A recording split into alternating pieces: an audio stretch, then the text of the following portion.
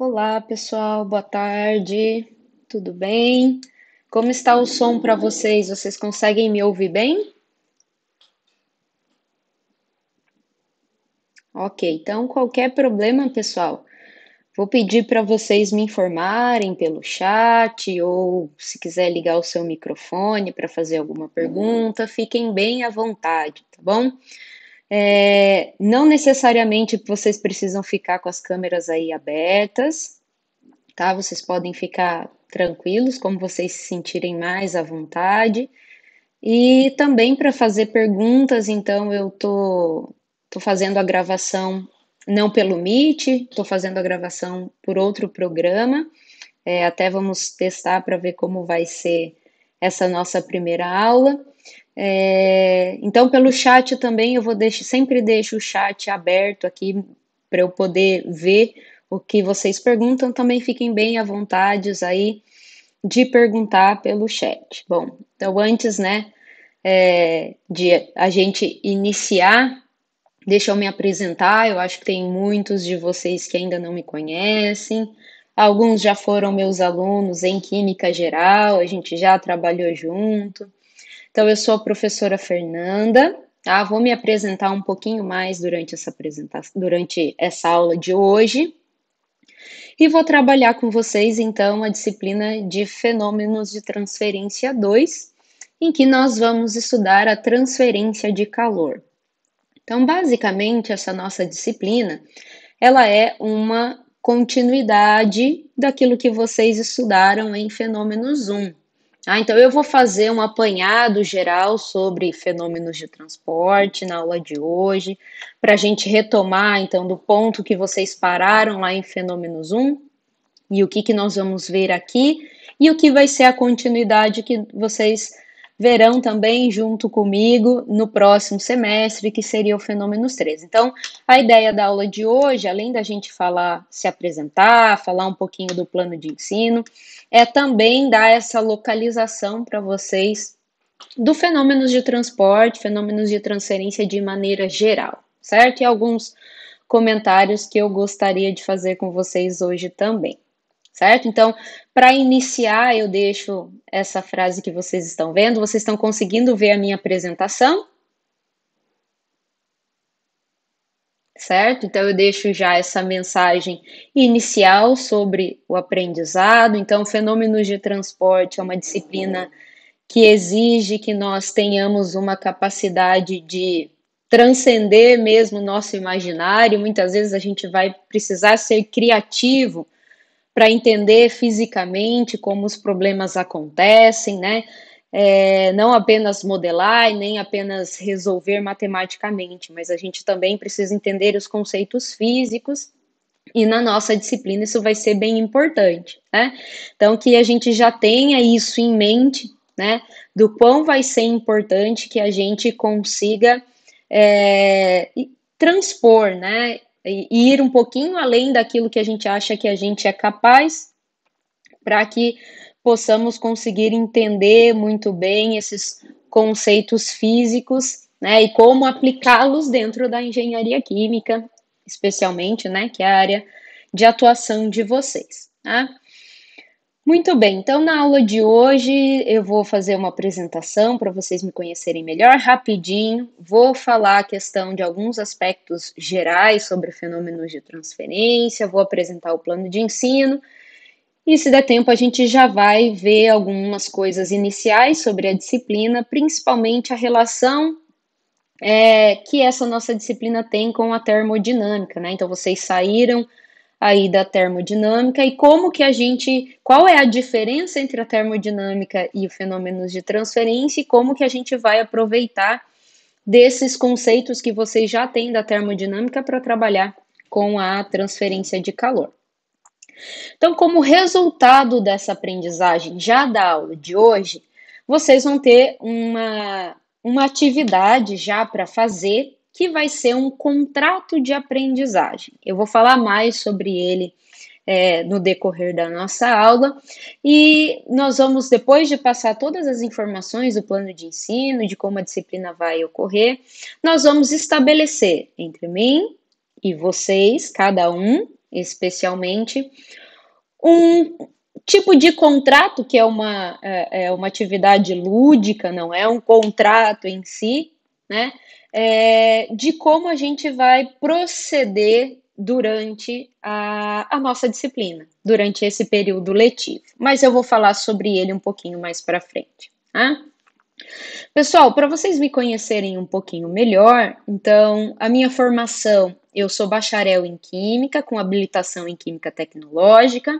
Eu me formei pela UEL, tá? A Universidade Estadual de Londrina. Então, lá eu pude optar por essa opção em Química Tecnológica e que já comecei a ver algumas disciplinas da engenharia. Então, professora, como que você está aqui trabalhando com uma disciplina da área específica da engenharia? Porque eu fiz o meu mestrado, meu doutorado e pós-doutorado na engenharia química na Universidade Federal de Santa Catarina, em desenvolvimento de processos químicos e biotecnológicos. Tive a oportunidade de fazer um período que a gente chama sanduíche, que é uma parte do doutorado, na Faculdade de Engenharia da Universidade do Porto, em Portugal, que aprendi muitas coisas, foi uma experiência incrível.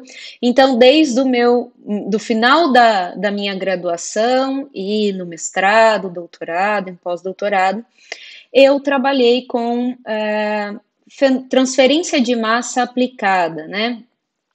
Alguns processos de extração também, também trabalhei com processos oxidativos avançados, então mais aplicados, e por isso que eu estou aqui trabalhando com vocês fenômenos de transporte, porque a minha experiência, então, a partir do mestrado, foi na área de transferência de massa. E isso me habilitou a estar aqui hoje com vocês, trabalhando as disciplinas de fenômenos, certo? Então, falando um pouquinho sobre fenômenos de transporte de maneira geral, né, para a gente entender o que é fenômenos de transporte. Vocês já estudaram fenômenos de transferência 1. Alguém gostaria de falar um pouquinho sobre o que vocês aprenderam em Fenômenos 1, o que vocês fizeram? Alguém sabe me definir o que é fenômenos de transferência? Podem responder pelo chat, pode ligar o seu microfone, fique à vontade.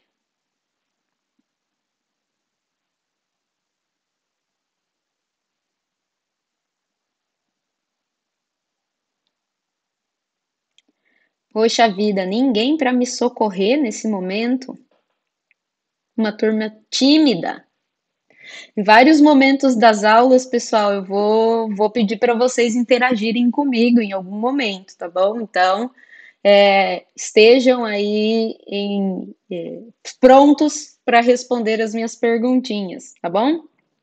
Viram sobre escoamento, viscosidade, exatamente. Então, em Fenômenos 1, basicamente, vocês tiveram um tempo de preparação para depois atuarem no transporte de fluidos, né? Então, vocês estudaram a transferência que a gente chama de quantidade de movimento, certo? Então, o que tinha nessa quantidade de movimento aí? Ou momentum, como a gente chama também. Isso, escoamento laminar, turbulento. Então, tudo isso está associado ao transporte de momento. Então, vocês tinham uma matéria que poderia ser um fluido, né? Então, a massa desse fluido vezes a sua velocidade é o que a gente chama de momento, ou quantidade de movimento, né? Então, essa matéria estava sendo transportada. Então, vocês estudaram como modelar, como fazer alguns cálculos de taxa a partir desse movimento desse fluido, certo? Então, quando a gente fala de fenômenos de transferência, todos eles, tá? A questão do movimento é extremamente relevante. Então, sempre nós teremos alguma coisa em movimento, certo? Então, o movimento. Opa, deixa eu conseguir arrumar aqui, deixa eu ver se eu consigo ligar a minha caneta. aí, né? Então, o movimento é sempre muito presente, certo?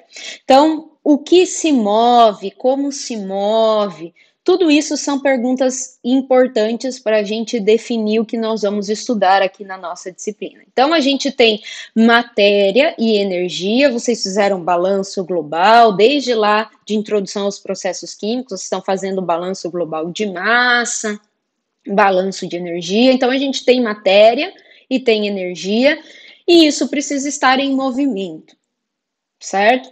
Por isso que o transporte de um fenômeno está associado muito ao movimento. E o tipo, como se movimenta, vai descrever muito os mecanismos de transporte. Tá? Então, esse movimento, a gente pode fazer uma descrição qualitativa deste movimento e, a partir daí, definir alguns conceitos. Então, se a gente descrever qualitativamente um movimento, ou seja, a gente pode dizer, esse movimento é molecular, é microscópico. Isso é uma definição qualitativa. Então, a gente vai definir um conceito de um tipo de mecanismo de transporte, difusivo, condutivo, né? Então, isso é uma definição qualitativa. E uma descrição quantitativa, ou seja, a partir dessa definição qualitativa, qual lei, de que forma eu posso calcular, por exemplo, uma taxa de transferência de calor, que vocês vão ouvir eu falar muito sobre isso durante a nossa disciplina. Né? Então, tem leis fundamentais que descrevem como esses conceitos acontecem e nos permite, então, de maneira matemática, né, obter valores quantitativos.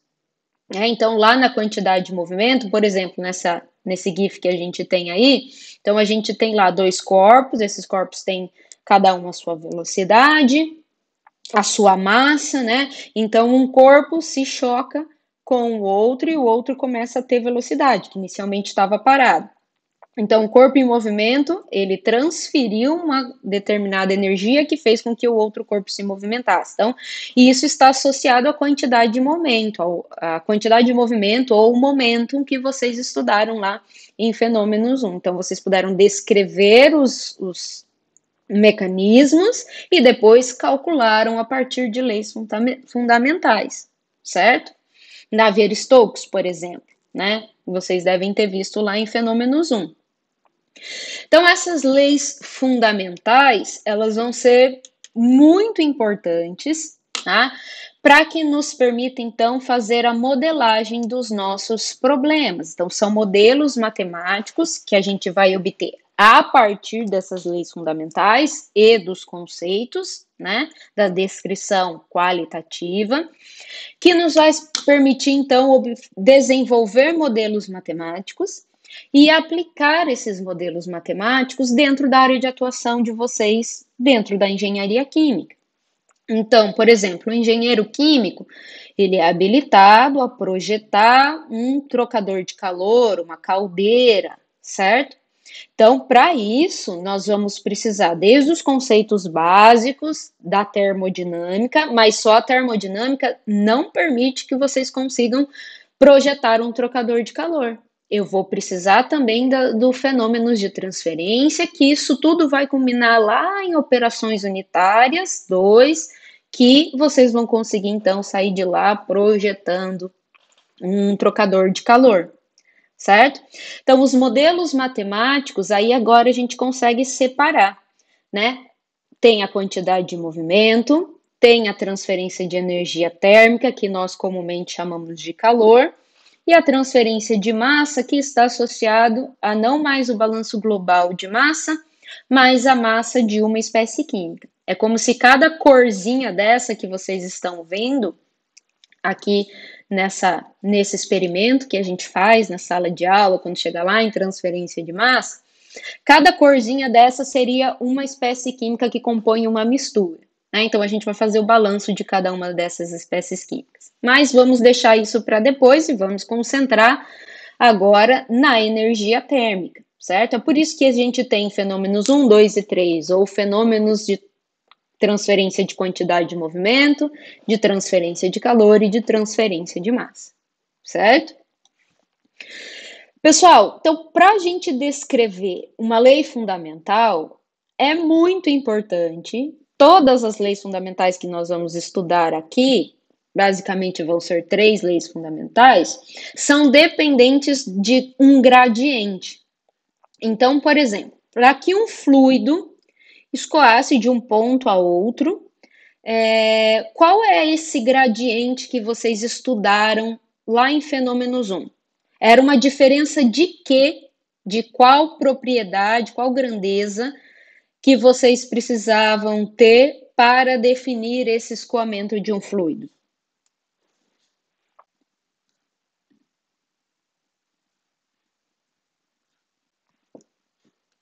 Alguém sabe me dizer? Vocês já estudaram. Então, repetindo a pergunta, o que eu quero saber é o seguinte: no escoamento de um fluido de um ponto a outro, é muito importante que vocês tivessem o gradiente de uma determinada grandeza, que é graças a esse gradiente ou essa diferença que permite que vocês tenham o escoamento de um fluido. Não é tempo, não é Reynolds, é a diferença de pressão. Isso, Richard, pressão. O gradiente de pressão é o que permitiu vocês calcularem, então, o escoamento de fluidos, certo? Então, para cada fenômeno, a gente vai ter um gradiente bastante importante. Para energia e para massa, também a gente vai ter um gradiente que vai nos permitir descrever essas leis fundamentais, tá? Nós já vamos falar um pouquinho sobre os gradientes, tá? Então, quando a gente fala da quantidade de movimento, da energia térmica e de massa, ou seja, os 3 fenômenos, estão falando agora de maneira geral, eles têm um princípio muito parecido, eles são análogos, não são exatamente iguais, por quê? O nosso gradiente muda. Então, na quantidade de movimento, era muito importante o gradiente de pressão. Na energia térmica, nós vamos escrever, tem uma propriedade que a gente usa para descrever o calor muito importante, que é a temperatura. Então, o gradiente de temperatura vai ser fundamental para a gente descrever os modelos de fenômenos de transferência de calor. E para massa, a gente vai ter a diferença de concentração, né? Ou fração, enfim. Então, esses princípios são muito análogos. Então, vocês vão ver que muitas coisas que vocês vão aprender aqui nessa disciplina, nesse semestre, quando chegar lá em Fenômenos 3, vocês vão aproveitar muito, principalmente da dinâmica de solução de problemas. Ela é muito igual, certo? O que muda é o que está sendo transportado e o mecanismo que está sendo aplicado ali nesse transporte, certo? Mas a forma de fazer, o passo a passo, é muito parecido, certo? E a mesma coisa com a quantidade de movimento para o calor, né? Para a energia térmica, certo? Então, o tratamento matemático vai ser muito análogo. Então, agora nós vamos precisar na nossa disciplina de física, de química e de matemática, certo? A matemática vai ser a ferramenta que nós vamos usar para resolver os nossos problemas, mas a gente vai precisar muito da física para entender o que está acontecendo ali nos nossos problemas de transferência de energia térmica, certo? Então, o tratamento matemático, que é análogo nos 3 fenômenos, nos permite explicar os fenômenos. A gente explica de forma matemática também, de forma conceitual, mas a gente explica também de forma matemática, certo? Então, todo modelo, ele tem procedimento sequencial. Então, nós vamos criar aqui um passo a passo para resolver os nossos problemas e sempre vocês vão poder seguir esses passo a passo. E isso é fazer uma modelagem de um problema, certo? Então, nós vamos fazer isso. Então, na nossa disciplina, pessoal, é importante que desde já vocês entendam que mais importante que a gente ter um resultado final, aqui na nossa disciplina, nesse momento, é importante que a gente faça a modelagem bem detalhada e entenda essa modelagem. Ai, professora, só definir equação, isso não é definição de equação. Nós vamos definir equação quando a gente for obter algumas leis, quando for obter equação da continuidade, aí até eu posso dizer que é definir, obter equação. Mas o que a gente vai fazer aqui é modelar problemas, diferentes problemas, certo? Que envolvem a transferência de calor. Claro que esses nossos modelos, eles vão descrever de maneira geral como a transferência de calor acontece. Agora, ele não descreve detalhes, né? Porque senão aí a gente vai ter que ir para modelos mais detalhistas para descrever um detalhe, por exemplo, a turbulência. Tá? A turbulência, a gente vai ver escoamentos turbulentos aqui na nossa disciplina também, mais lá para o final, mas nós não vamos descrever em detalhes a turbulência. Os modelos de turbulência são extremamente complexos, porque o que é a turbulência? Eu tenho uma desordem no meu escoamento, meu número de Reynolds está acima do Reynolds crítico, e geralmente a gente tem a formação de vórtices, né? E esses vórtices podem ser também modelados dentro do escoamento. Então, isso são detalhes que a nossa modelagem aqui, nessa nossa disciplina, não vai pegar, né? Nós vamos olhar mais de maneira geral, mas que existem também, e aí isso é visto, estudado mais na pós-graduação, enfim, certo? Eu até coloquei um gifzinho ali, que é o experimento de Reynolds, né? Não sei se vocês já fizeram, OP1, enfim, que a gente consegue ver o escoamento inicialmente laminar e depois ele vai criando esses vórtices ali e vai se tornando turbulento, né? Então, todos os modelos, essa questão da modelagem, por que eu gosto de falar da modelagem, pessoal? Porque é isso que vai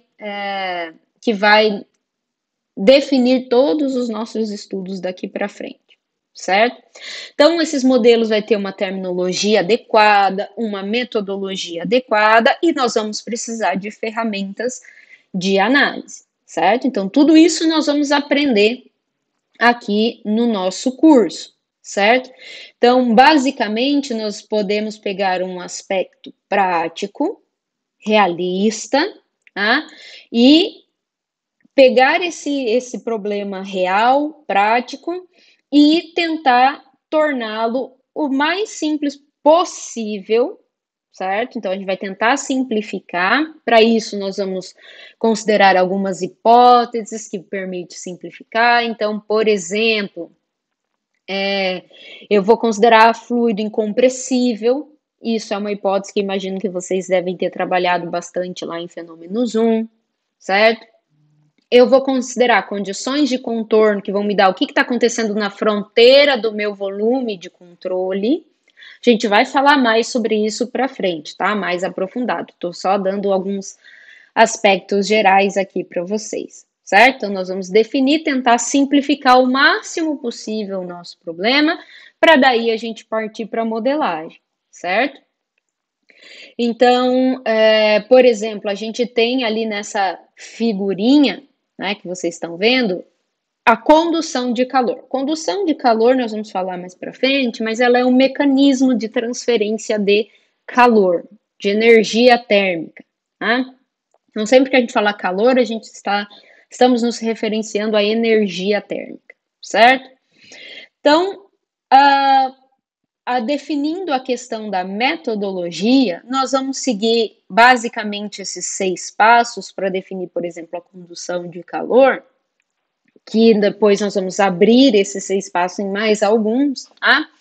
Que basicamente é a gente fazer primeiro a observação, depois a abstração, que eu falava para vocês lá no início da aula, né?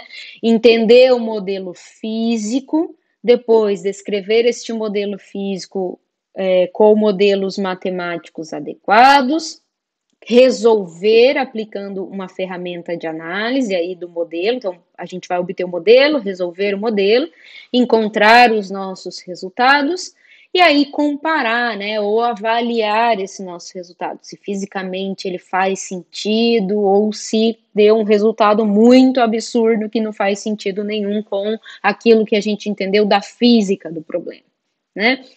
Então, a nossa modelagem vai partir, vai passar por todos esses passos. Então, a pergunta que eu deixo aqui para vocês, né? Se todo modelo matemático precisa ser validado, então, claro, depois que eu obtenho um modelo matemático, eu vou pegar lá os meus dados experimentais e vou resolver, né, o modelo para validar se aquele modelo está certo, né? Que são os últimos passos que a gente viu no slide anterior. Então, se a gente precisa sempre validar com observações experimentais, por que não se ater apenas ao estudo experimental? Por que a gente não vai só lá no laboratório e vai lá e estuda só, como a gente está vendo aí nessa figurinha? A gente foi para o laboratório, colocou um bico de Bunsen ali, está aquecendo uma solução e está observando ali por essas flechinhas um outro mecanismo de transferência de calor que é a convecção, né? Por que a gente não vai só para o laboratório? Porque, pessoal, quando a gente faz abstração e depois entende o modelo físico, a física do problema, a gente pode ter, primeiro, problemas em que tem muitas variáveis e a forma com que elas se relacionam a gente não vai conseguir descrever, ou a gente vai precisar de muitos experimentos para correlacionar todas essas variáveis, e aí não é viável nem economicamente, né? A gente tem que fazer 500 experimentos para a gente definir. Isso não é viável, não dá para fazer 500 experimentos. Então, o pessoal da aerodinâmica, né? Túnel de vento, não sei se vocês já ouviram falar nisso. Então, é muito caro fazer experimentos de aerodinâmica, né? Que envolvem fenômenos de transferência 1. É muito, muito caro. Então, eu não posso fazer 500 experimentos num túnel de vento, que isso não tem custo, não tem quem consiga pagar. Então, o que a gente faz é obter esses modelos, fazer essas modelagens e validar com alguns pontos experimentais. Se nesses pontos experimentais o nosso modelo descreve com um bom coeficiente estatístico, que pode ser utilizado vários, né? Descreve de forma adequadamente o que está acontecendo no experimental, a gente não precisa fazer todos esses experimentos, que a gente consegue validar o nosso modelo com alguns experimentos, certo? E aí a gente consegue, de certa forma, economizar, enfim. Então, dentro da engenharia, a questão da modelagem é extremamente importante. Eu quero que desde essa primeira aula, por isso que eu fiz esses comentários iniciais, vocês já tenham ciência de que vai ser muito importante nós aprendermos a fazer essa modelagem que envolve a transferência de calor. Então, o modelo nos permite prever o que vai acontecer experimentalmente. Por isso que os modelos são tão importantes. Então, primeiro, antes de ir para a prática, antes de eu projetar fazer uma caldeira lá e colocar a caldeira para funcionar, eu vou resolver os modelos, vou obter os meus primeiros resultados para prever se uma caldeira daquele tamanho vai ser suficiente porque eu preciso. Porque não adianta eu fazer e depois ter que fazer de novo, envolve muito custo. Então, os modelos servem para a gente poder prever, certo? O que vai acontecer com aquilo que a gente deseja aplicar dentro da engenharia, certo? Modelagem experimental é a melhor coisa? É muito bom, eu concordo contigo, Guilherme, mas nem sempre a gente vai partir, vai poder fazer só o ponto de vista experimental, a gente vai ter que ir para o modelo teórico, tá? Pessoal, então, para a gente descrever fenômenos de transporte, a gente precisa fazer algumas perguntinhas muito importantes. A gente precisa definir o que se move, é matéria, é energia, para onde se move, então sai de que ponto e vai até que ponto, e como se move, certo? Então, o que vai se mover ou vai ser energia ou vai ser matéria, né? Ou vai ser energia na forma de calor ou vai ser matéria. E matéria associada à velocidade, à energia, é a quantidade de movimento, né? Então, para nós, falando de fenômenos de transferência de calor, o que se move? Energia térmica ou calor, certo? Isso já nos ajuda a responder a nossa primeira pergunta, certo? Então, a quantidade de movimento vai ser o momento, a energia térmica, o calor, e a massa, a espécie química, certo? Para onde são transportadas? Quem vai definir esse fluxo para onde são transportadas? Quem vai definir a direção, o vetor para onde está sendo transportado? Certo? Então, matéria e energia vão ser sempre transportados de um corpo para outro, ou de um espaço para outro, de um ponto para outro, desde que exista gradiente de algumas grandezas entre dois pontos.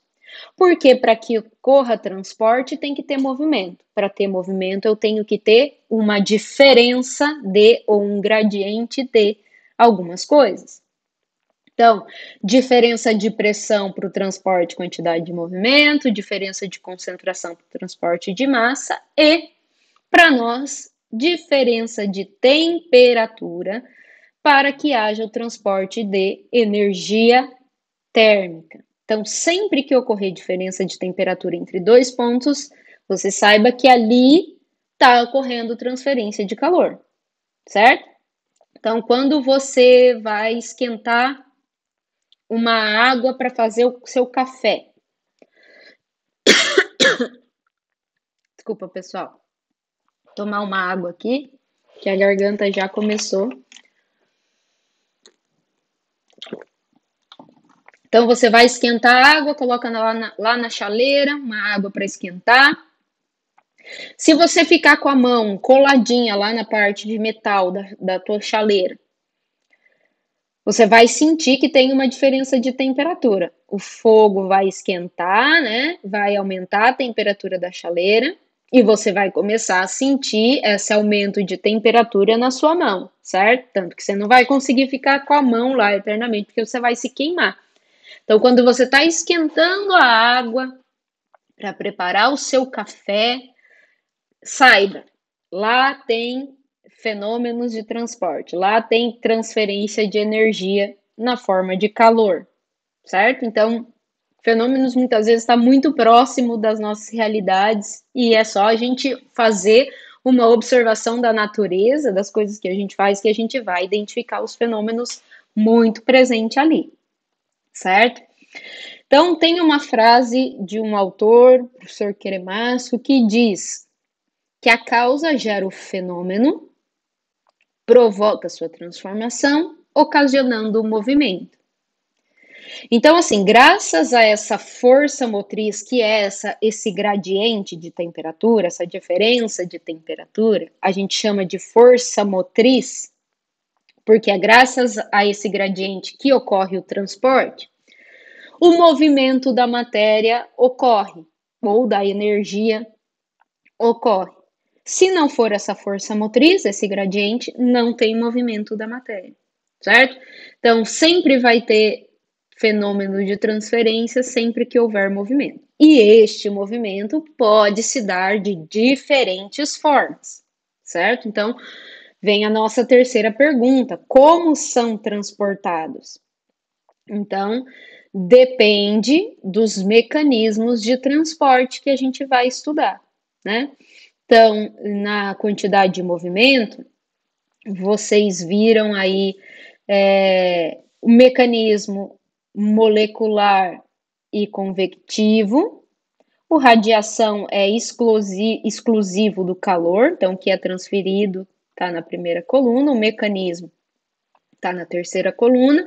Então, apenas a radiação é exclusivo da transferência de calor. A quantidade de movimento e a massa tem mecanismos moleculares e convectivos, certo? Nós temos a dependência temporal, que é o estado permanente e o estado transiente, ou regime permanente transiente, e esse mecanismo está associado com o nível de escala com que o transporte ocorre. Então, se ele é microscópico, molecular, vai ser um mecanismo associado, se ele é macroscópico, vai ser outro mecanismo associado. E isso nós vamos estudar durante o nosso curso. Primeiramente, no nosso curso, nós vamos estudar separadamente cada um desses mecanismos, entender especificamente cada um desses mecanismos, depois a gente parte para a modelagem, certo? Mas primeiro nós vamos entender especificamente cada um desses mecanismos de transporte, certo? Então, por exemplo, pessoal, nós estamos lá, fizemos uma fogueira e queremos assar um frango para partilhar quando essa pandemia acabar e a gente pudesse reunir presencialmente de novo. E nós já vamos fazer observações sobre a nossa aula, já nessa dinâmica, nesse experimento, né? Então, pessoal, se eu pegar um nível microscópico aqui, que é essa primeira caixinha vermelha aqui, eu peguei só um pedacinho muito, muito pequeno dentro do meu frango, certo? Que tá lá assando. Então, o mecanismo microscópico está associado à vibração das moléculas, certo? Então, como que uma molécula lá dentro do frango, né? Como que ele vai assar lá dentro? Primeiro, ele vai ter que transferir energia, né? E a partir do movimento vibracional dessas moléculas é que a energia é transferida. Então, se o movimento é em nível molecular ou microscópico, o mecanismo de transporte que acontece ali é difusivo ou condutivo, né? Na transferência de calor, a gente usa muito a palavra condução para definir esse mecanismo, mas difusão também pode ser utilizado, tá? Difusão e condução, para nós, vai ser a mesma coisa, certo? Agora, se eu pegar numa escala mais macroscópica, que é toda essa fogueira, eu tô pegando tudo isso aqui, a fogueira, o frango, o ar que está aqui em volta. Então, nessa escala macroscópica, eu vou ter os 3 mecanismos de transporte de calor acontecendo, certo? Vamos observar? Então, a gente sabe que dentro aqui do meu frango, eu tenho um mecanismo condutivo, porque ele é microscópico, ele ocorre devido ao movimento vibracional das moléculas, certo? Eu tenho um mecanismo convectivo, porque vocês sabem que quando a gente tem um ar que ele é aquecido, então a fogueira aqui vai aquecer o ar que está aqui em volta, né? Então, o que acontece com um fluido quente? Com a densidade de um fluido quente?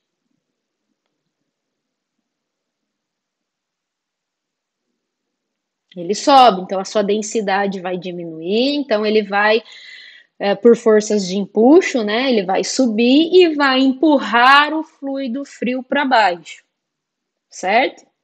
Então isso vai fazer com que o ar fique sempre se movimentando. Então eu tenho um movimento que não é mais associado ao movimento vibracional, mas ele está associado a essa força de empuxo que existe devido ao aquecimento do ar. Então, isso é o que a gente chama de convecção, certo?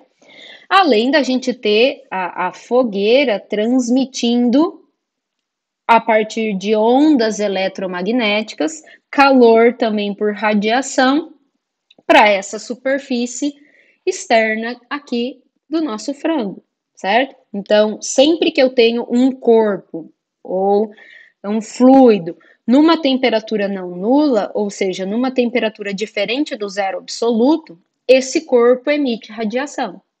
Então, essa fogueira está emitindo radiação, né? Tem uma temperatura muito elevada, então a transferência de calor por radiação vai ser bastante alta. então ela vai transferir calor por radiação para a superfície desse frango. Então, na escala macroscópica, eu tenho os 3 mecanismos de transferência de calor acontecendo ao mesmo tempo, certo?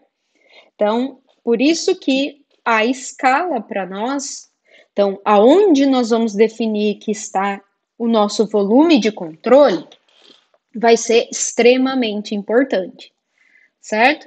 Então, nós vimos lá na escala macroscópica o acoplamento de mecanismos, né? Fique tranquilo que nós vamos estudar um por um desses mecanismos detalhadamente mais para frente, tá, pessoal? Então, nos processos reais, físicos reais, sempre a gente vai ter os mecanismos acontecendo ao mesmo tempo.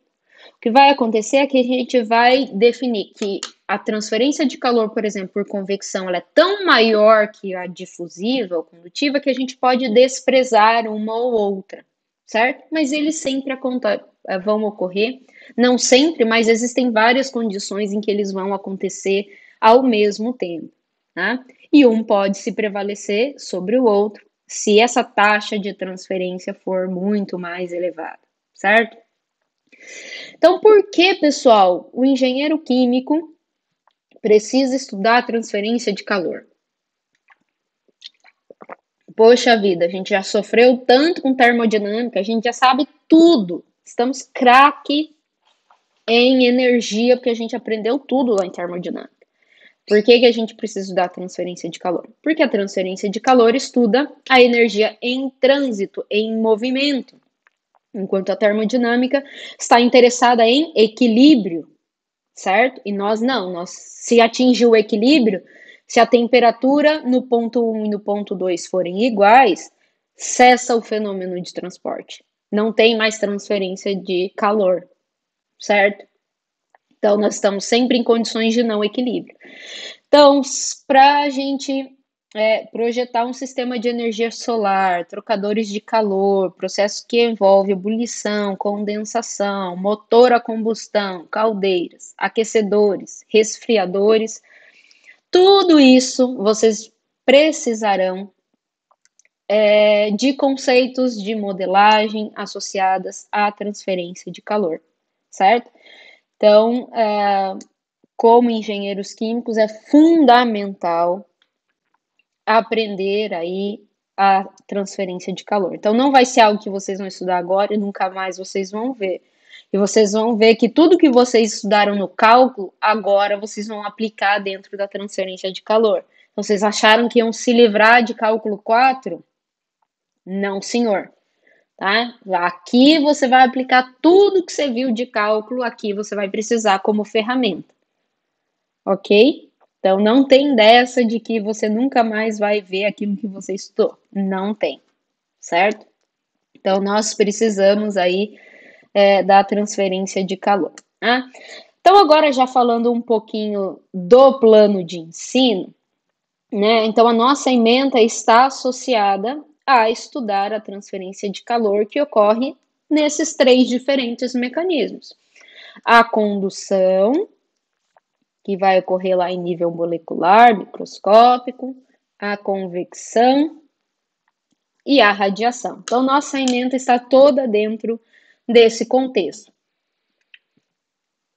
Nós vamos dar algumas explicações iniciais sobre cada um deles e depois nós vamos aprofundar os nossos conhecimentos em cada um deles, certo? Primeiro nós vamos precisar reconhecer os mecanismos de transferência de calor, certo?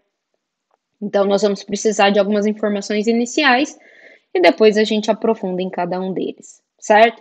Então, dentro desses mecanismos de transporte, aí a gente tem a nossa dependência espacial. Então, a transferência de calor ela pode ocorrer de forma unidirecional, bidimensional ou tridimensional, certo?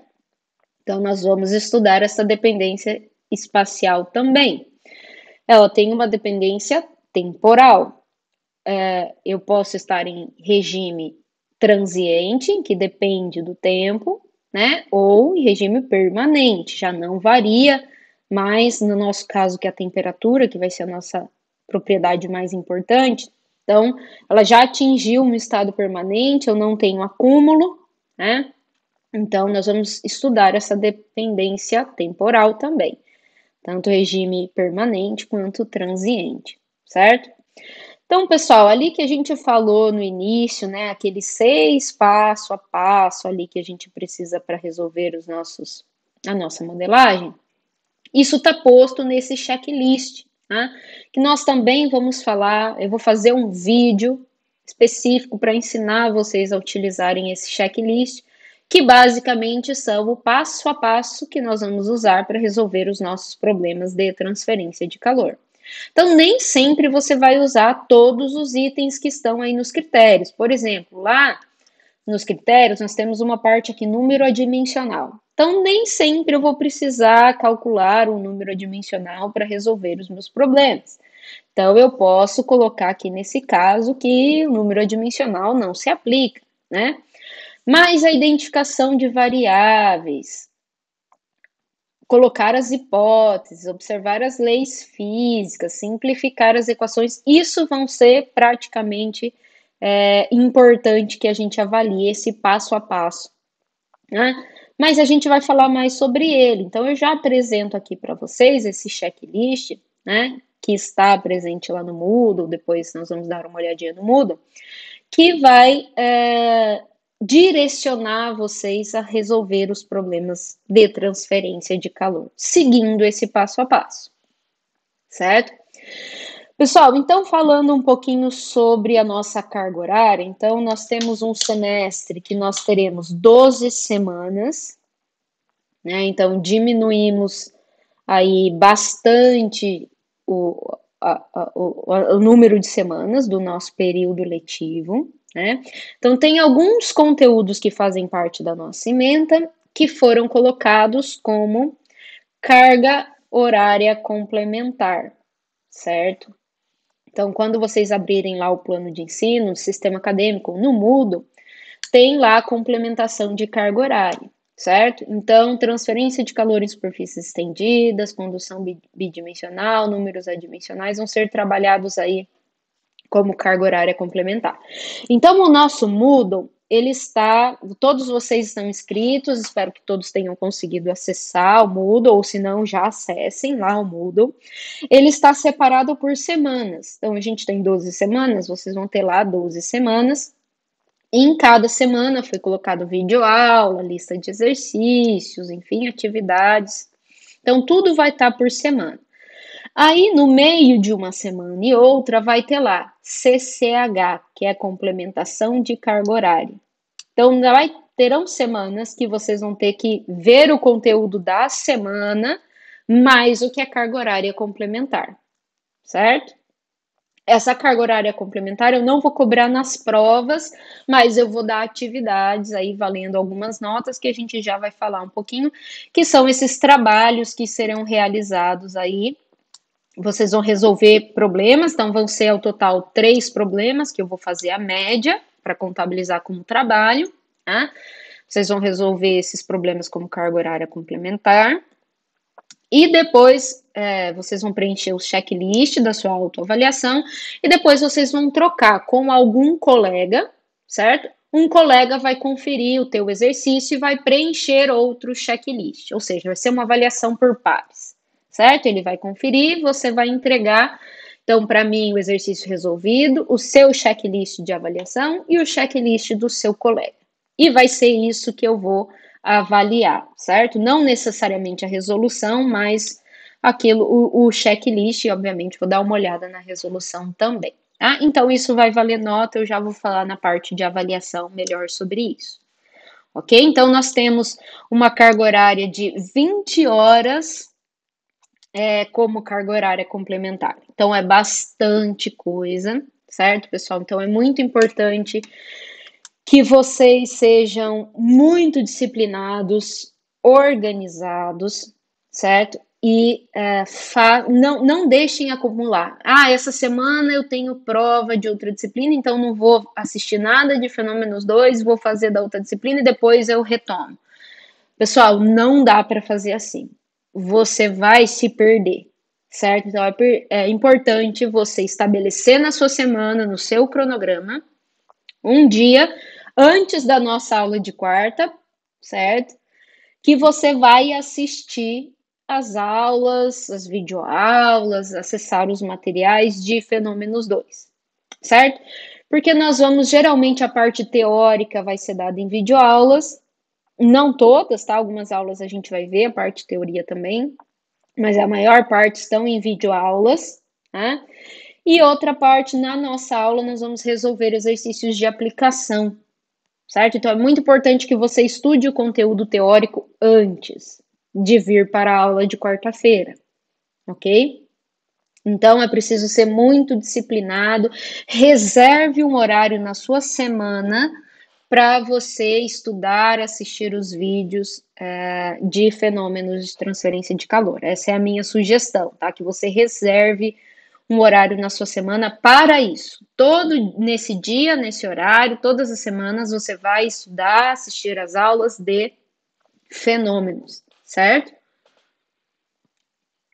Já coloca no teu cronograma aí, no teu horário isso, e aí você já se organiza, tá?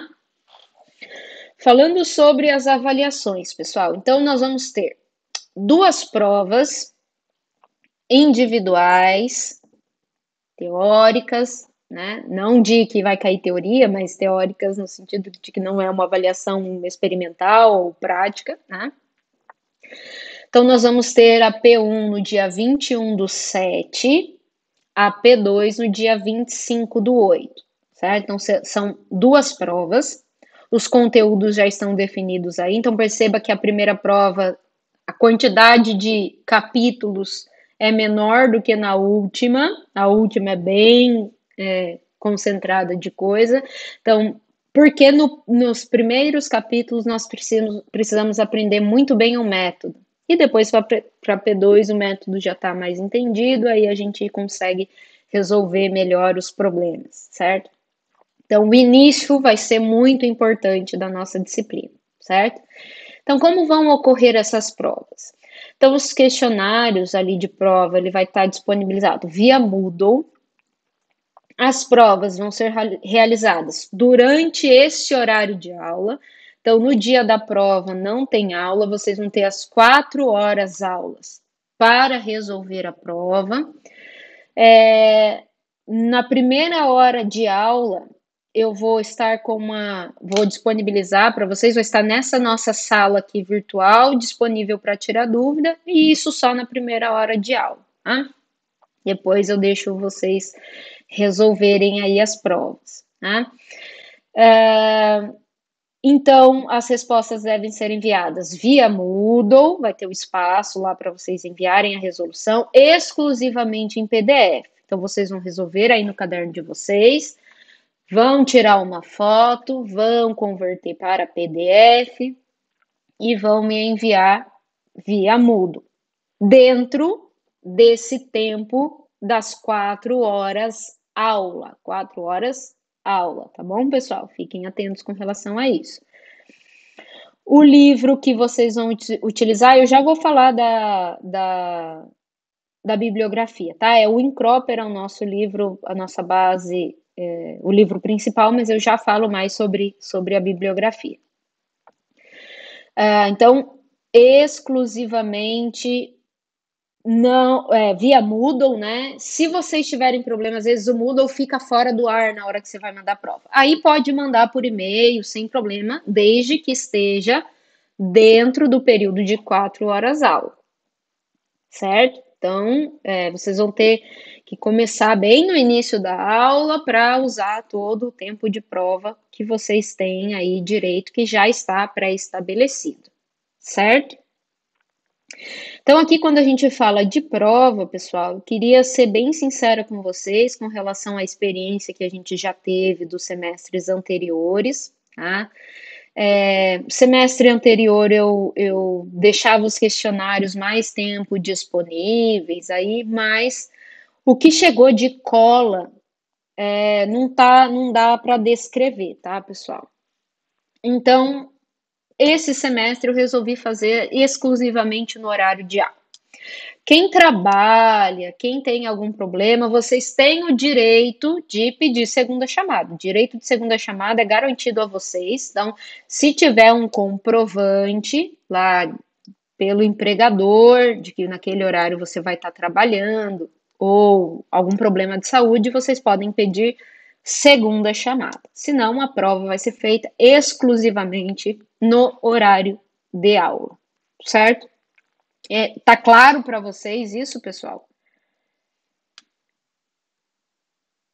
Ok? Então, para a gente tentar controlar um pouquinho essa questão da cola, resolvi fazer dessa forma esse semestre. E, pessoal, não adianta, se você colar e eu não conseguir comprovar, né? Porque tem muitas vezes que a gente pega cola, mas no formato remoto a gente consegue comprovar. Outras vezes, outras colas eu já consegui comprovar e zerar as provas, tá? É mal para você, tá? Não é mal para mim, não é mal para a universidade. Você está se comprometendo com isso. Tanto quem passa a cola, que não ajuda o colega, você só está atrasando a vida do seu colega porque ele não está aprendendo igual, vai chegar para frente, ele vai precisar continuar colando porque ele não vai aprender, certo? Então a questão da cola é uma questão de honestidade mesmo, pessoal, que eu quero que vocês tenham comigo, ok? E com vocês mesmos. Isso é bastante importante, tá?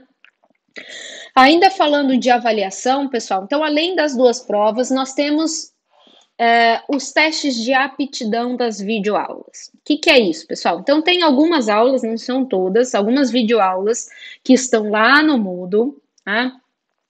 Assim que você assistir a videoaula, vai ter um teste que você vai fazer sobre a videoaula que você acabou de assistir.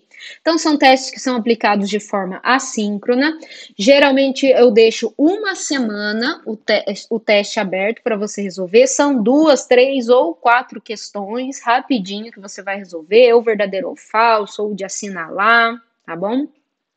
Então, são testes bem rapidinho para você avaliar como foi o seu entendimento relacionado à videoaula que você acabou de assistir. Então, vai lá na semana que tem um teste, e quando a partir da data que eu liberar o teste, vocês vão ter uma semana inteira para assistir a videoaula e responder o teste. Tá bom?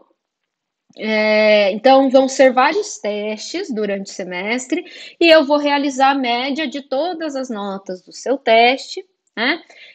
Para lançar lá no sistema a média de todas as notas dos testes de aptidão que você teve. Então, se você deixar de fazer um teste, você vai ficar com 0 naquele teste, certo? Pessoal, esses testes de aptidão têm peso 1, as provas têm peso 7, tá? Já vou mostrar para vocês aqui. É obrigado fazer o teste, pena depois da videoaula ou pode assistir ela mais de uma vez? Não, você pode assistir quantas vezes você quiser a videoaula e a hora que você se sentir à vontade, você responde o teste. Só fique atento na data que o teste vai fechar, porque eu vou deixar ele disponível por uma semana e depois o teste fecha. Aí você pode assistir a videoaula quantas vezes você achar necessário, sem problemas. Certo? Pessoal, dica: já vi muito nota do teste de aptidão salvando o semestre de algumas pessoas. Então não pense que ele tem peso muito pequeno, então não vai adiantar nada, porque precisando de uma notinha, é o teste de aptidão que vai te salvar, certo? Então deixo essa dica aí. E nós temos aqueles trabalhos que a gente falou ali na carga horária complementar, que vão ser 3, ou seja, vão ser 3 exercícios no semestre. Assim, eu vou dar vários exercícios durante o semestre, que, digamos, vai ser uma preparação para a prova, tá? Vocês vão resolver aquele exercício preparatório, que ele vai ser um exercício mais aplicado, com um nível de dificuldade maior, tá? 3 desses, eu vou avisar vocês, tá? Vão valer nota para este trabalho, tá? Vão ser principalmente dos conteúdos que estão como carga horária complementar, certo? Mas eu vou avisar, vai ter lá para vocês anotar, tá? Então, são exercícios que são resolvidos individualmente, aí vai ter a avaliação de checklist por pares, você vai fazer a autoavaliação e vai trocar, vai dar para um colega corrigir para você e você vai entregar esses 2 checklists, tá? Então, vai ser feita a média dessas 3 notas, cada uma vai valer de 0 a 10, aí eu faço a média. Vai ser tudo via Moodle, certo? Então, vocês vão ter mais uma nota que vai compor a média de vocês, que é essa nota que eu chamei de trabalhos, certo? Então, vejam aí como calcula a média final. Então, a P1 mais a P2 dividido por 2 vezes 0,7. Então, vai ter a parte das provas, os testes de aptidão vezes 0,1 e os trabalhos vezes 0,2. Então, as provas têm peso 7, né? A média das provas, né? Os testes de aptidão, a média tem peso 1 e a média dos trabalhos tem peso 2. Ok? Alguma dúvida aqui sobre as notas, sobre as avaliações? Então, os trabalhos possivelmente vocês também terão uma semana para resolver a partir da data que eu abrir, que eu disponibilizar os trabalhos, tá? E as provas já estão agendadas. Essas datas estão boas aí para vocês? Não sei, alguém já marcou prova nessas datas?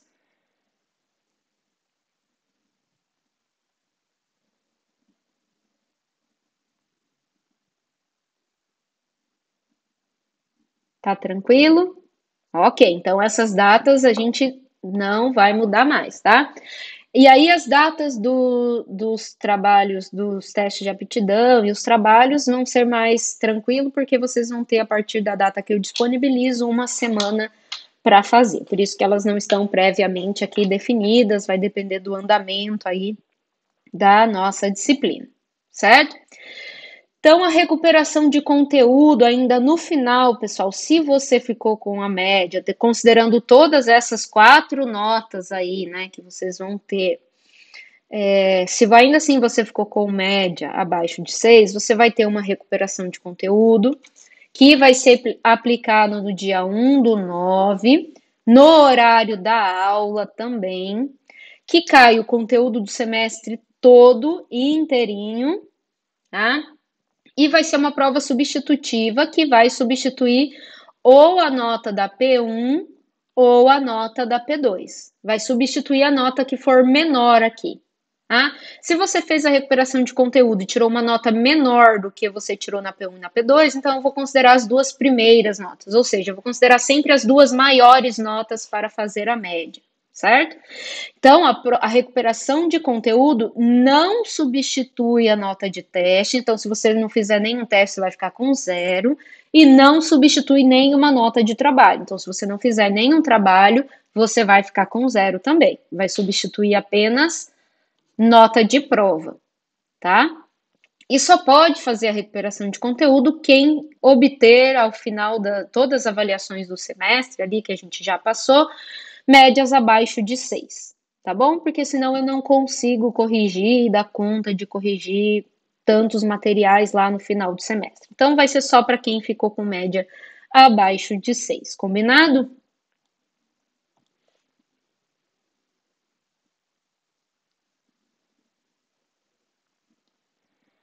Obrigado, Guilherme. Então, pessoal, as nossas aulas, o que vai ser importante aqui para as nossas aulas? Então, acessar o Moodle toda semana.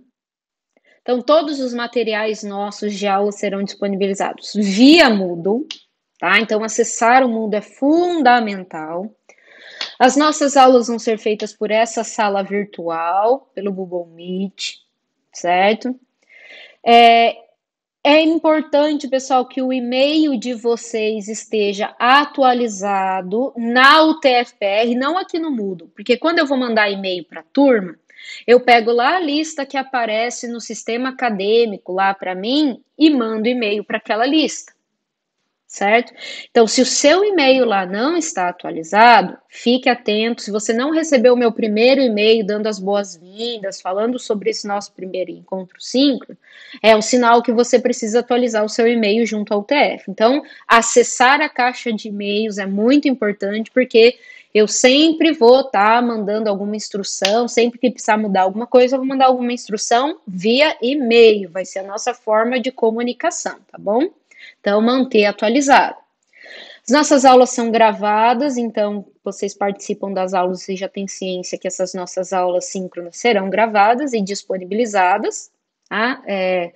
Via canal do YouTube, né? Mas eu disponibilizo todos os links no Moodle, tá? Semana a semana.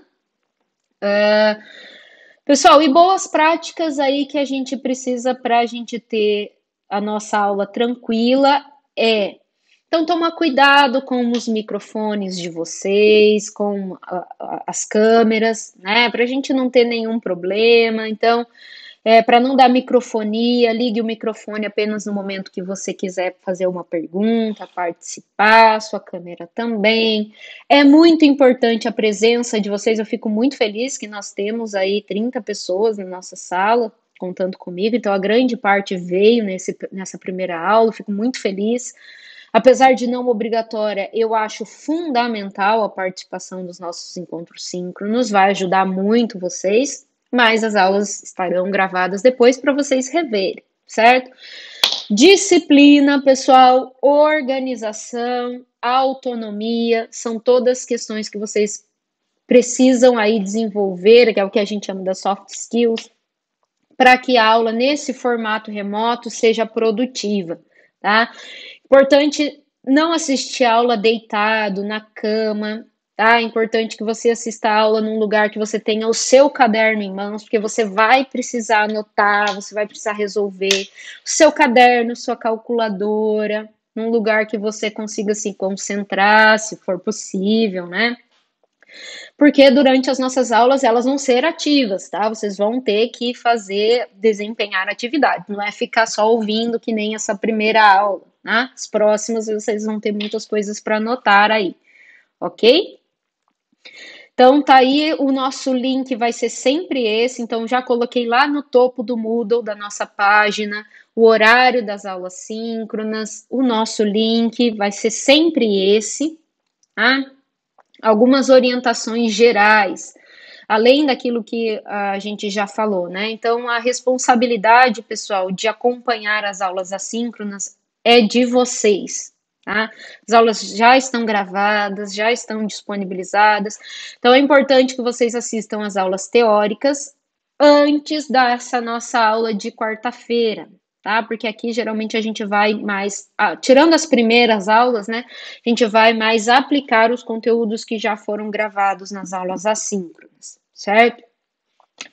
Importante, pessoal, atendimento de P-aluno.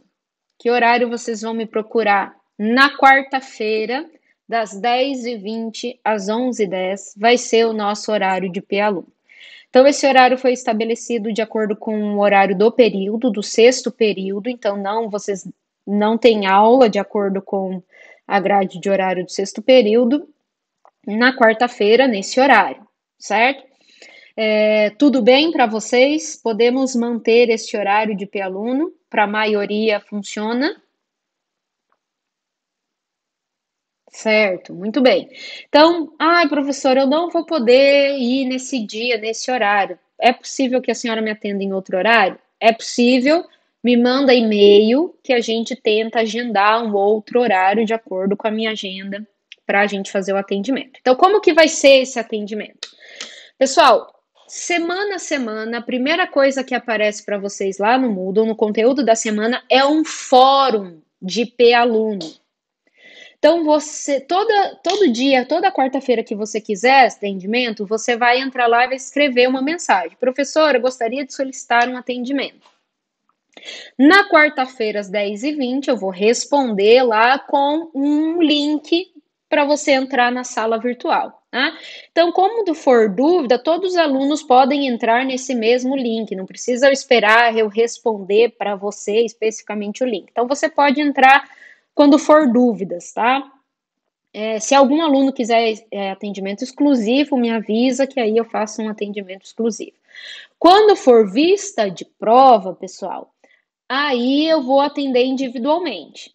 Daí você vai pedir lá, professora, quero fazer a vista da minha P1. Então aí eu vou mandar, vou chamar, todo mundo se inscreve no fórum, que daí eu vou chamando um por um em ordem de inscrição.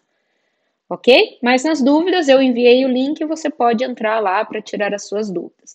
Então, pessoal, se você não se inscrever no fórum, por exemplo, se naquele dia, naquela quarta-feira, ninguém se inscreveu, eu não preciso abrir uma página e ficar lá esperando alguém aparecer a hora que quiser, porque eu também tenho as minhas atividades, certo? Então é importante que você se inscreva para obter o seu atendimento.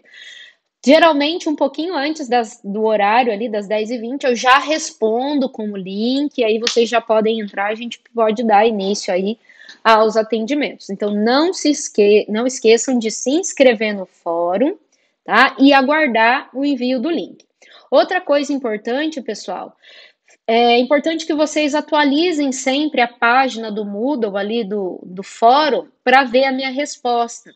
Porque se você for esperar a chegada do e-mail com a resposta, o e-mail às vezes demora para chegar na sua caixa, tá? E aí você pode perder um tempinho do atendimento aí. Então atualize sempre a página do Moodle, que daí vocês vão ver que eu respondo bem rapidinho, bem ali um pouquinho antes do horário das 10h20, eu já vou ter respondido com o link de atendimento. Tá bom? Combinado?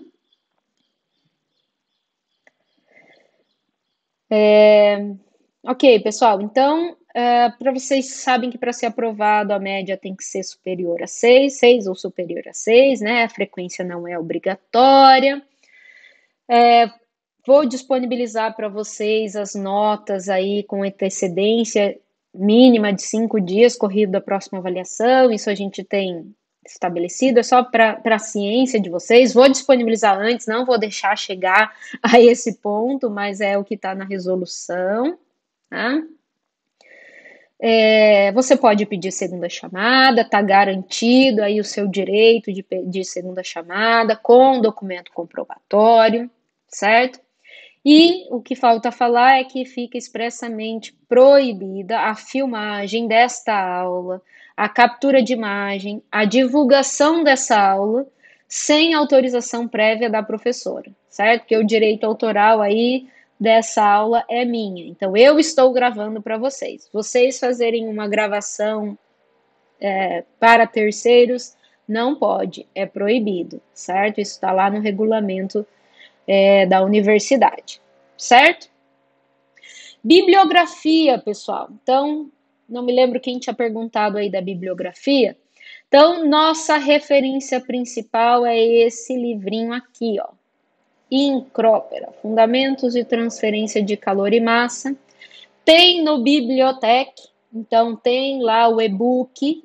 Fiquem tranquilos, vocês conseguem acessar esse livro, tá bom? É só procurar lá. Tem a última edição, aqui eu coloquei 6ª edição, mas já tem a 8ª edição, que é o que tem lá no Bibliotec, para vocês acessarem, tá bem? E aí nós temos algumas outras referências, tá? O Sengel é um livro bastante legal para estudar também, tá? Eu tiro alguns exercícios desse livro. Também tem e-book dele, tá? Tem o Sengel Termodinâmica de Fenômenos 1 e também tem o Sengel de Transferência de Calor e Massa. Ah, mas nossa referência básica, tudo é dado pelo Incrópera, certo? Então tem o Sengel que vocês podem usar se alguém quiser uma outra referência, então tem o Sengel. O Shapiro a gente usa mais só nessa parte introdutória, que é mais a relação de sistemas térmicos, então ele a gente não utiliza tanto, tá? E aí outros livros, pessoal, o Elch aqui, ó, é um excelente livro, tá? De fenômenos de transporte, ele tem os 3 fenômenos. Aqui tá a referência em inglês, mas vocês têm também ele no Bibliotec em português, tá? O Kate também é um livro legal para estudar. O Bird é uma referência clássica de fenômenos de transporte, certo? É um livro mais aprofundado. Esse eu indico apenas para quem quiser aprofundar aí os seus conhecimentos em fenômenos de transporte. E o Jancópolis é um livro que ele faz esta relação com a operação unitária com fenômenos de transporte, tá? Então, para quem quiser já ir levando para operações unitárias, vocês vão usar bastante esse livro lá em operações unitárias, certo? O Bird, o Kate, tem no Bibliotec também, em português. O Braga Filho é para complementar, é um livro um pouquinho menos completo, mas também tem lá no Bibliotec para vocês acessarem, certo? Referência principal, Incrópera, ok? Então, vocês têm essa aula lá no Moodle também para vocês acessarem depois, esse PDF, fiquem tranquilos. E, pessoal, aproveitando aí, queria divulgar para vocês um Instagram do nosso projeto de ensino, que eu tenho com a bolsista, com a Nicole, tá? É uma página voltada para fenômenos de transporte, e nossa página é Fernômenos, tá bom? Então, quem ainda não segue lá, procura no Instagram. Lá eu coloco, a gente vai ter várias informações, dicas sobre os conteúdos, tem bastante coisa, foi postada bastante coisa de Fenômenos 2 inicialmente, tá? Que é o conteúdo de vocês, então deem uma olhada lá no nosso conteúdo. E vira e mexe, a gente vai estar postando alguma coisa associada a fenômenos de transferência para ajudar vocês, ok? Muito bem, pessoal. Ainda não vamos terminar o nosso encontro, nossa aula vai até as 2h40. Eu vou abrir aqui uma outra página. Pessoal, alguém gostaria de fazer alguma pergunta sobre o plano de ensino? Alguém ficou com alguma dúvida?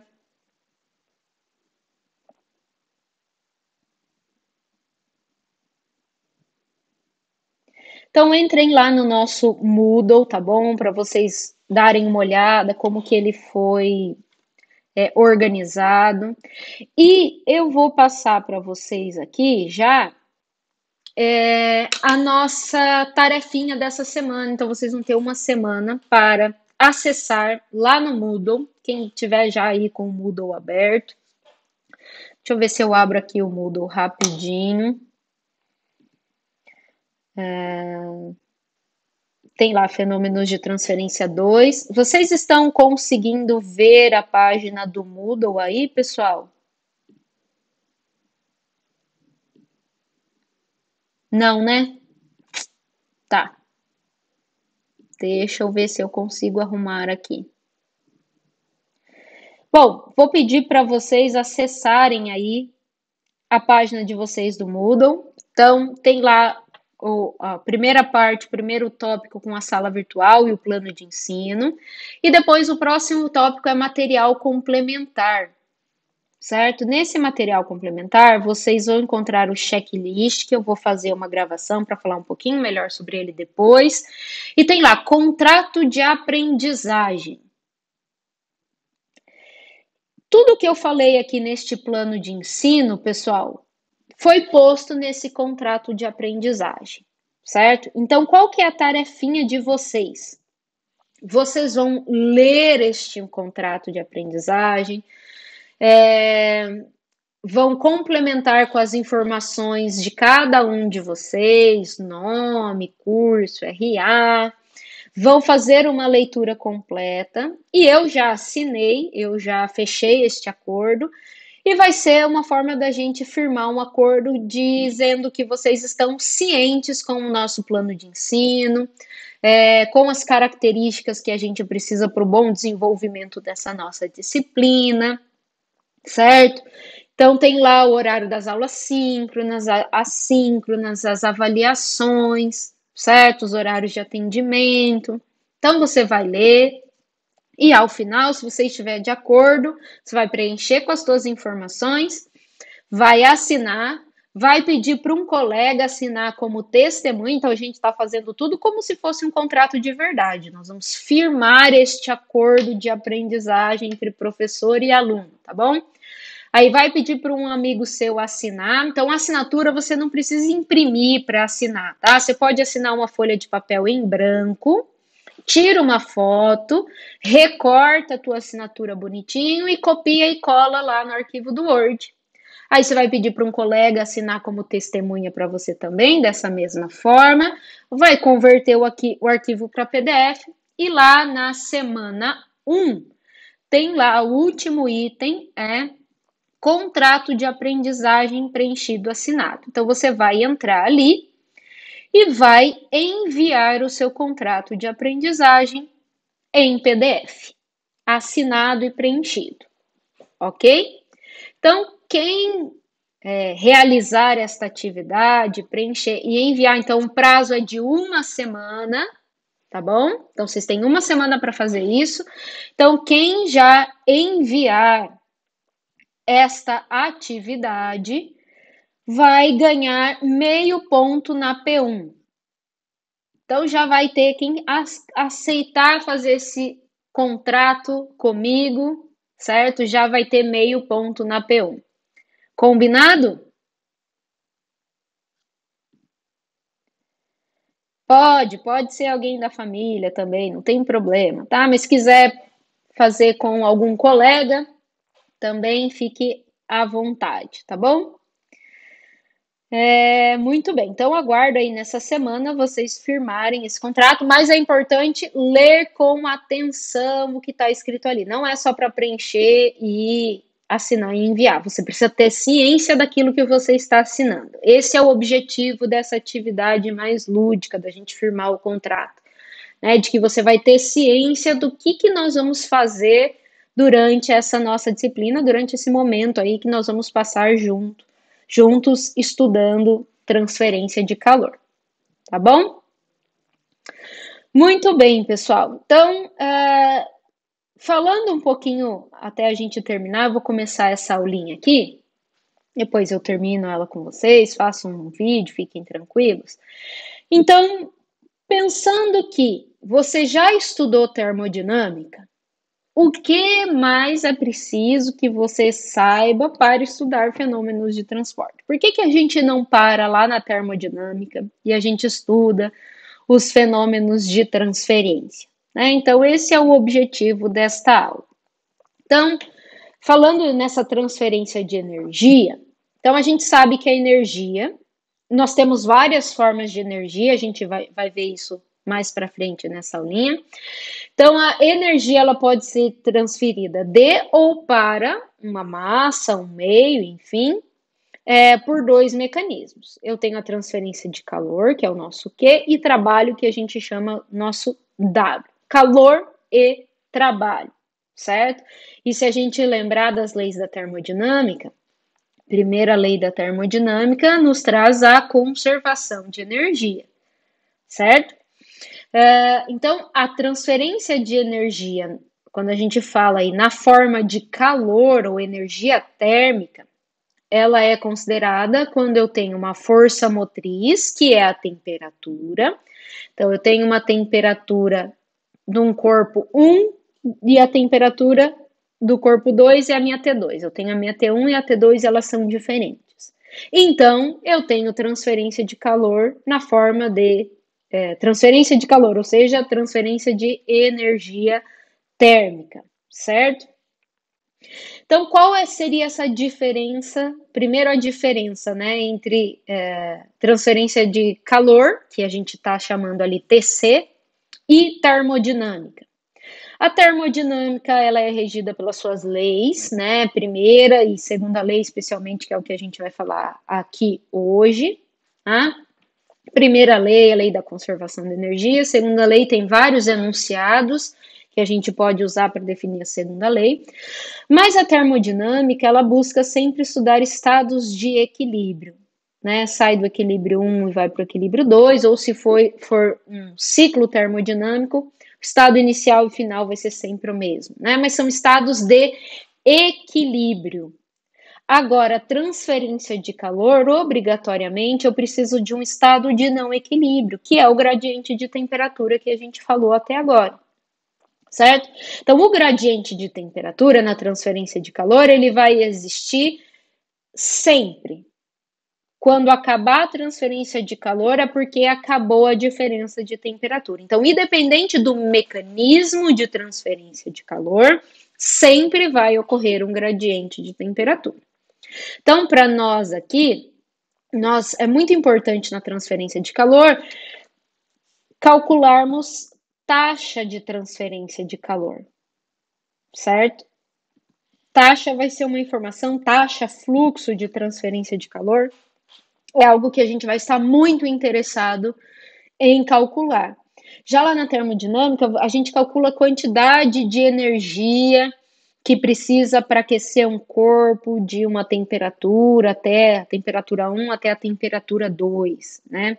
Aqui nós queremos associar esta quantidade de energia com a questão temporal, com a questão vetorial, principalmente falando em termos de fluxo de calor, né, que é direcional, a gente vai falar um pouquinho sobre isso mais tarde, certo? Mesmo sabendo que tanto a transferência de calor e a termodinâmica estudam interações que envolvem calor, certo? Mas elas têm essas diferenças principais aí. Então, na primeira lei da termodinâmica, a gente sabe que o calor recebido por um sistema vai ser igual à soma entre a variação de energia interna do sistema e o trabalho efetuado pelo sistema, né? Calor vai ser igual a energia menos trabalho, mais trabalho, certo? Então aí a gente sabe que tem, eu não quero entrar em detalhes na questão termodinâmica, tá? Mas a gente pode representar essa nossa energia total na forma de energia interna, tá? Vamos falar já um pouquinho sobre a energia interna. E tem a questão do sinal de trabalho, de calor. Isso nós não vamos entrar em detalhes. O que é importante para nós aqui é a conservação da energia. Então, na transferência de calor, a gente não vai desconsiderar a primeira lei da termodinâmica. Claro que não. A conservação de energia sempre vai ser válida, inclusive no nosso estudo de transferência de calor. É isso que eu quero que vocês saibam.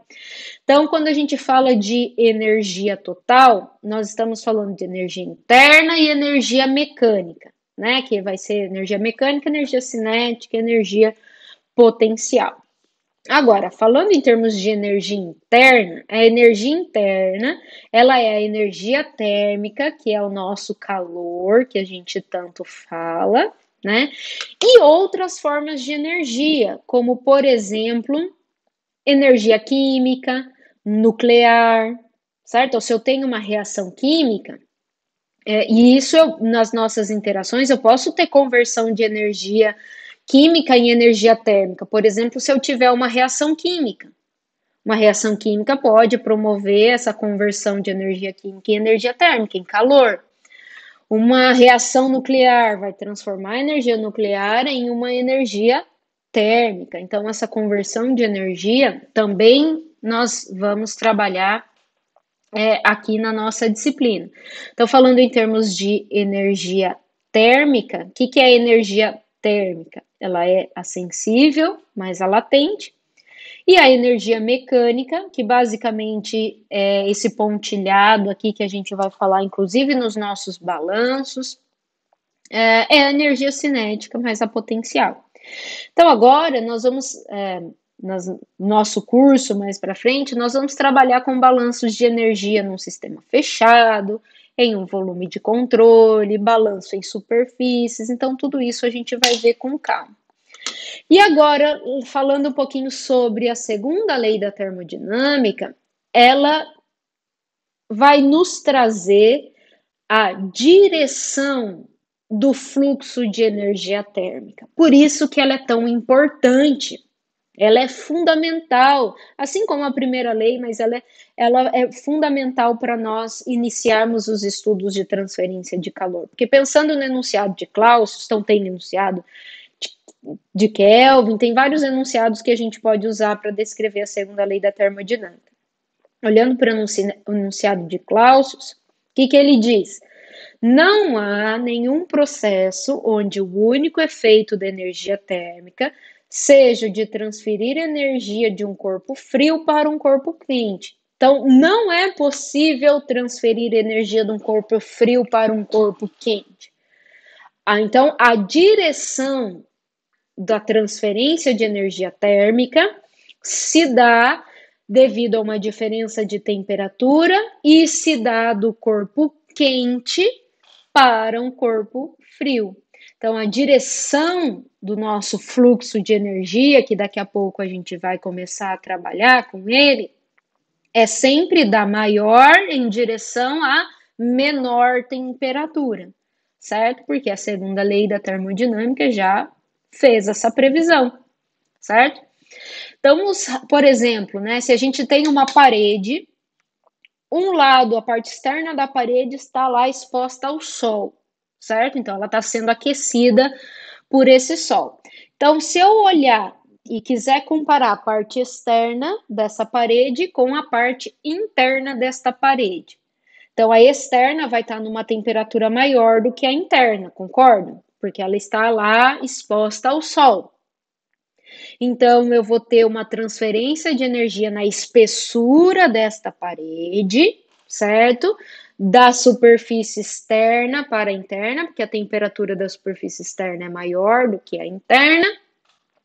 Então eu vou ter essa transferência de energia até quando a temperatura da superfície interna atinja a mesma temperatura da superfície externa, certo? Então aí tem já um caso de transferência de calor para a gente estudar e que a gente vai estudar muito ainda daqui para frente, ok? Então vamos imaginar que eu tenho dois corpos, né? O laranja e o amarelo.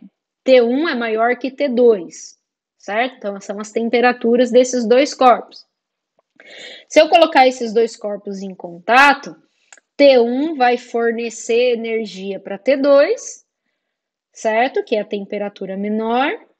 Então, o fluxo é sempre da maior para a menor temperatura, até que os dois corpos atinjam uma temperatura T. Então, aí eu atinjo o equilíbrio, cesso o transporte de energia térmica. Ok? Então, essa direção do fluxo, apesar de inicialmente parecer muito simples, agora, nesses exemplos que a gente está falando, vai ser fundamental para os casos lá mais complexos que a gente vai ter que resolver, certo?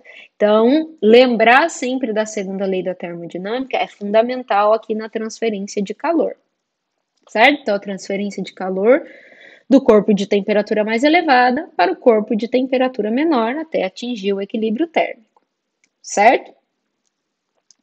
E aí a gente falou, né, e aproveitando a segunda lei da termodinâmica, né, que vem as definições aí de balanço de energia, né, que a gente vai fazer.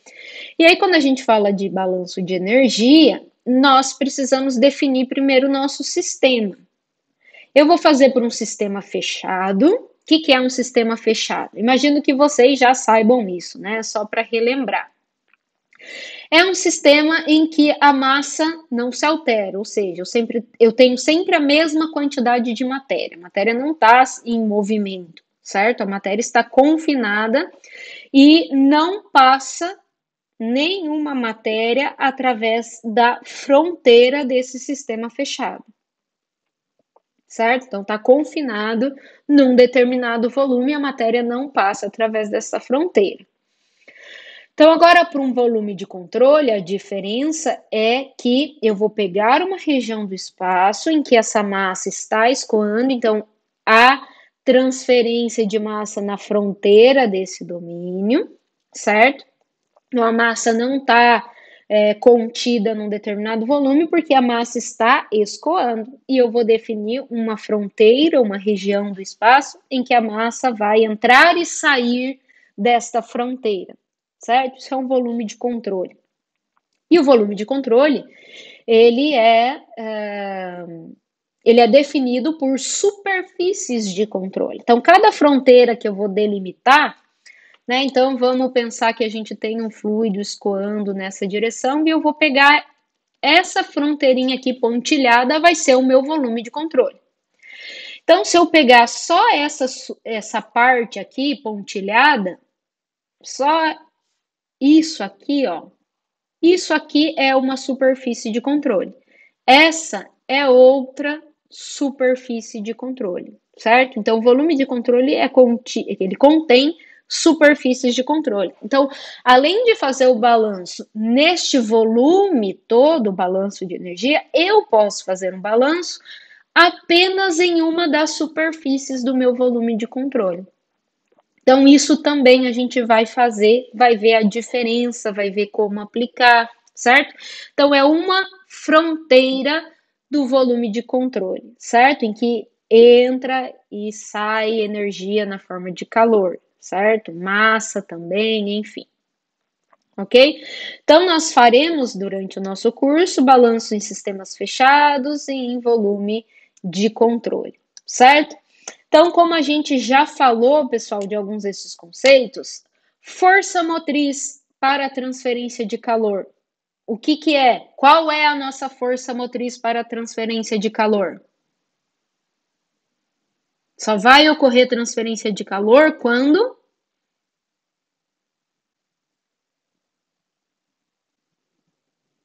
houver uma diferença de temperatura. Então, a nossa força motriz que provoca o movimento da energia térmica, o transporte da energia térmica, é a diferença de temperatura.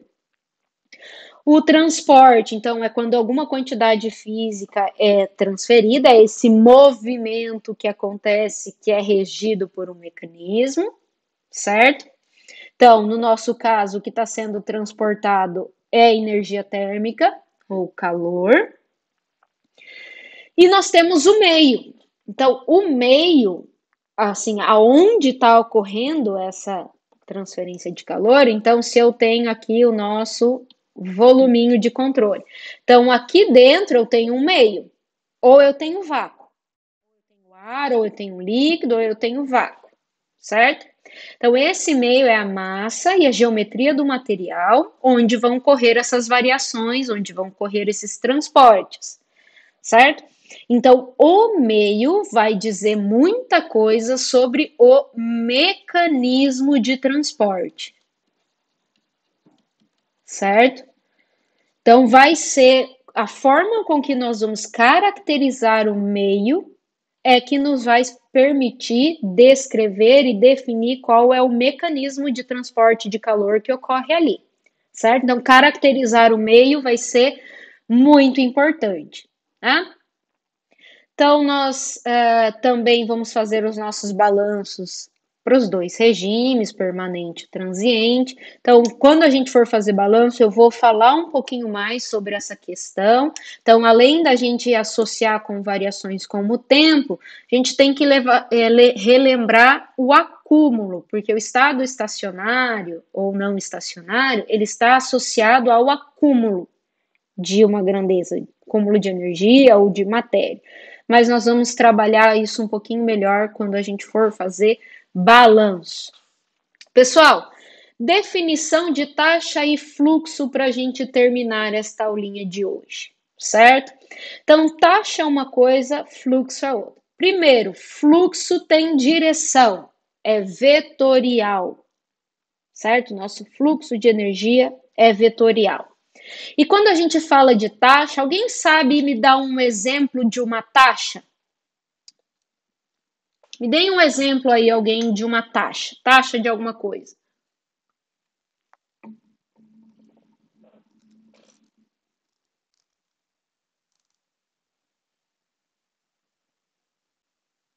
Taxa de cisalhamento. Existe, que é a principal informação que a gente tem lá de fenômeno Zoom. Mas tem uma coisa, velocidade. Velocidade é uma taxa. Como que eu calculo velocidade? Delta S por delta T.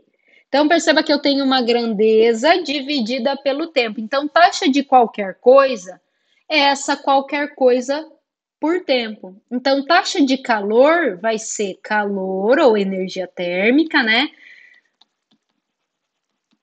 Por tempo. Por isso que muitas vezes vocês podem encontrar, ao invés de descrever velocidade, estar descrito taxa, tá?